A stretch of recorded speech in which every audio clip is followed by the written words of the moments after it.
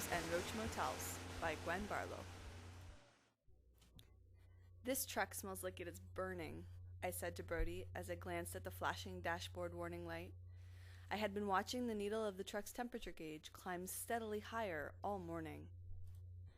The normally powerful engine of Brody's trusty Jeep had been starting to struggle with the demands of 75 miles per hour. Brody frowned and looked puzzled. "Better pull over and check it out," he said. Little did we know that this was just the first of many stops on the side of the road on our 2,000-mile trip to Phoenix. While our trip had technically started the day before in Thunder Bay, Ontario, Canada, on June 29, 2007, it actually began many months before that when we applied for admission at Arizona State University. Unhappy with boring jobs in a boring town, we had decided that we wanted to be teachers. But not just teachers in our little town. We decided that a big change was needed. And what could be bigger than a move to the desert? The first day of the trip was uneventful, which is exactly what you hope for on these kinds of road trips. Minnesota passed by peacefully. The problems didn't set in until day 2 in Iowa, when we noticed that it was starting to get warm in the Jeep. By Omaha, Nebraska, things had started getting hot. For some reason, the Jeep was overheating. A good look under the hood didn't give us any clues. Frustrated and worried, Brody decided to start with the cheapest and easiest fix first. After a quick trip to AutoZone and a stop in an empty parking lot, the Jeep had a new thermostat and a new radiator cap. The next day, we drove off towards Denver, Colorado, with our breath held and our fingers crossed. Only 15 minutes in, it was clear that the quick fixes of the previous night hadn't fixed anything. We were both limp with heat and sticky with sweat.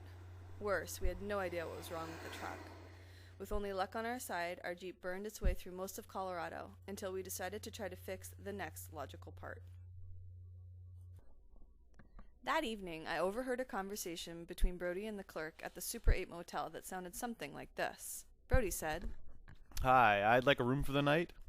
The clerk said, "That will be $65, sir." Brody continued, I'll also need to make some minor repairs on my vehicle. Should only take a minute, nothing major. Mind if I work on it out back? The clerk warily asked, "It will only take a few minutes? No mess, right?" Brody hastily confirmed. Oh yeah, no problem. Quick and painless.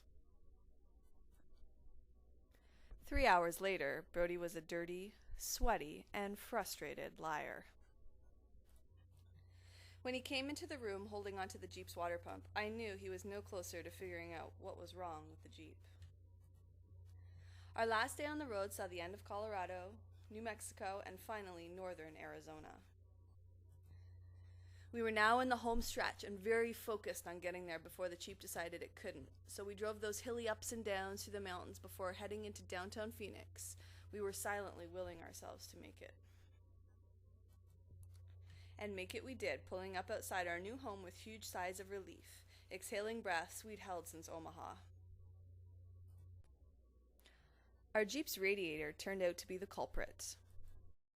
Guilty of turning a move across the country into a stressful 4-day nightmare. But we'd made it, and now I think we could travel anywhere knowing that no matter what we have to go through, we will arrive in one piece.